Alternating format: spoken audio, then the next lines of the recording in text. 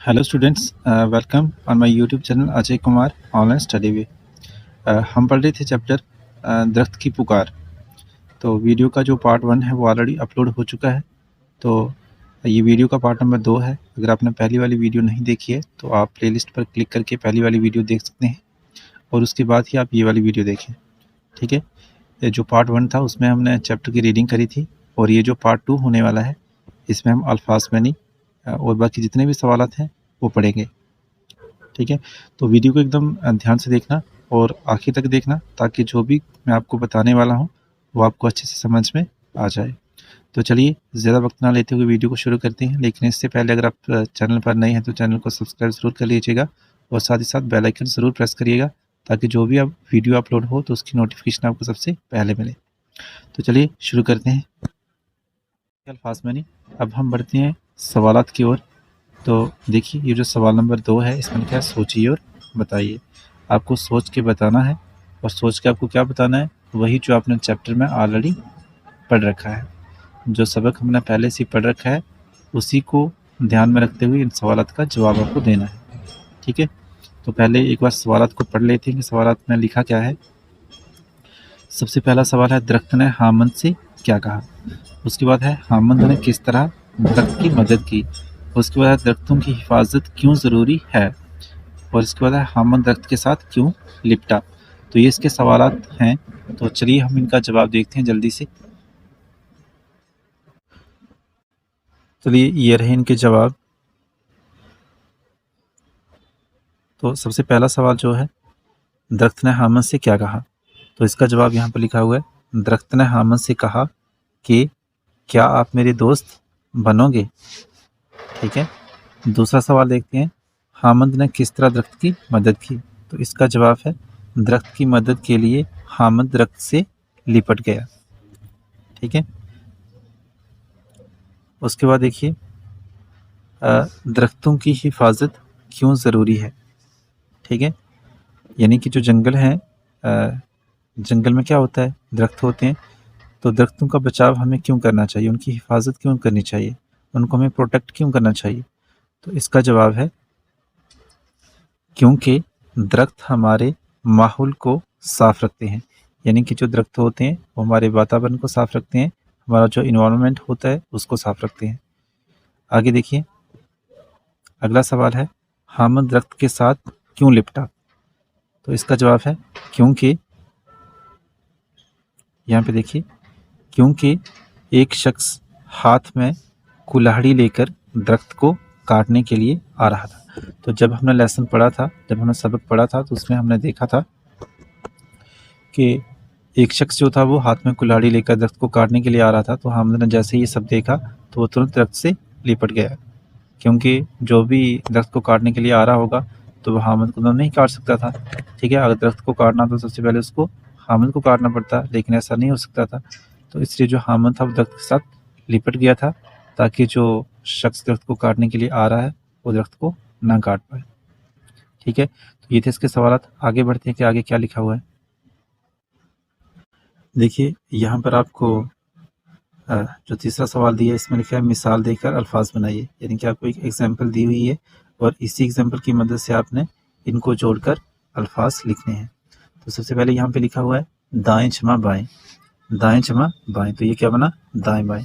तो ये आपको एक सॉल्व करके दिया था, एक लिख के दिया था, तो जो नीचे है वैसे ही आपने ये लिखने हैं। तो यहाँ पे आपको कुछ नहीं करना है, सिर्फ ये जो प्लस का निशान है इसको हटा देना है, इसको नहीं लिखना है, बाकी ये जैसे है वैसे के वैसे लिख देने हैं।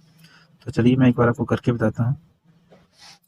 आगे जमा पीछे, तो इसको हम कैसे लिखेंगे, इसका जवाब होगा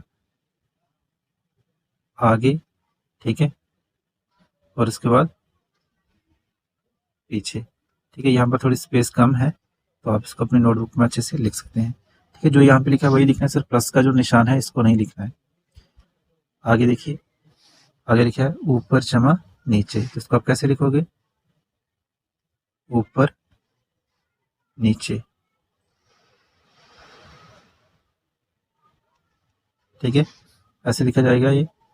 और उसके बाद देखिए आगे लिखा है सीधे साधे, सीधे जमा साधे, इसको आप कैसे लिखोगे, सीधे, उसके बाद साधे, सीधे साधे, और लास्ट वाला लिखा है नीले जमा पीले। इसको आप कैसे लिखोगे? इसको मैं यहाँ नीचे लिख देता हूँ, जो ऊपर स्पेस कम है। ये लिखा नीले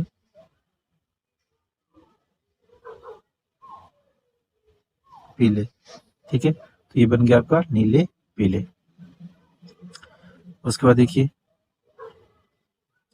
यहाँ पे लिखा है, नोटबुक पर लिखिए, जहाँ दरख्त ज्यादा हो वहाँ अच्छी खासी बारिश होती है, हवा साफ रहती है, माहौल आलूदा नहीं होता, यानी गंदा नहीं होता, बारिश होगी तो जमीन में फसल उगेगी, फसल उगेगी तो खाना मिलेगा, ठीक है। तो इसको आपको नोटबुक के ऊपर लिखने के लिए कहा गया, तो आप लिख सकते हैं।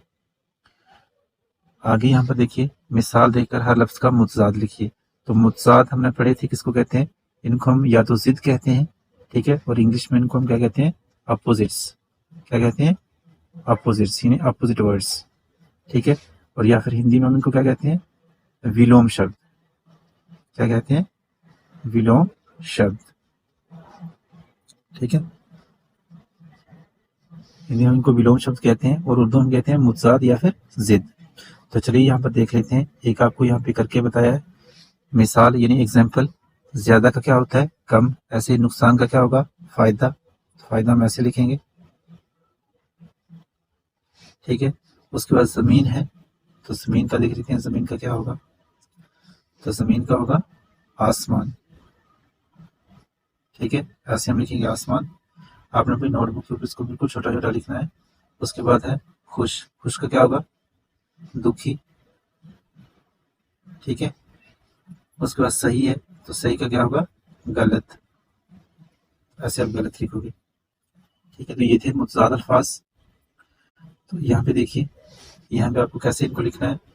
दरख्तों से लकड़ी हासिल होती है, उसके बाद फिर से दरख्तों से मवेशी के लिए चारा हासिल होता है, उसके बाद फिर से दरख्तों से मेवे हासिल होते हैं, ठीक है। तो इस तरीके से आपको इनको लिखना है। उसके बाद देखिए, जंगलात के फायदे, अनुमान के तहत 10 जुमले लिखिए, इनके जंगलात के क्या फायदे हैं, इसके ऊपर आपको 10 सेंटेंसेस लिखने हैं। उसके बाद आपके लिए कुछ घर का काम दिया है, इसको हम क्या कहते हैं? अमली काम। तो सिफ्त, सिफ्त वो कलमा है जो किसी इस्म की खसूसियात जाहिर करे, यानी किसी इस्म की खासियत बताए। मसलन बड़ा लड़का, ज़हन और कमजोर गोरा वगैरह, इन मिसालों में बड़ा, ज़हन और कमजोर सिफ्त अल्फाज हैं। सिफ्त यानी जिनको हम इंग्लिश में क्या कहते हैं? एडजेक्टिव, ठीक है, और हिंदी में विशेषण कहते हैं। तो आपको क्या करना है?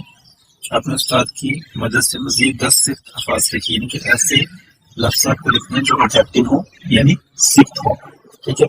तो आज की इस वीडियो में इतना ही। इस वीडियो में हमने पढ़ा अल्फाज यानी सवाल, खाली जगह वगैरह, कोई मुख्य अल्फाज, ठीक है। अगर वीडियो अच्छी लगी तो वीडियो को लाइक करें, शेयर करें, और चैनल को सब्सक्राइब करना बिल्कुल ना भूलें। Thanks for watching.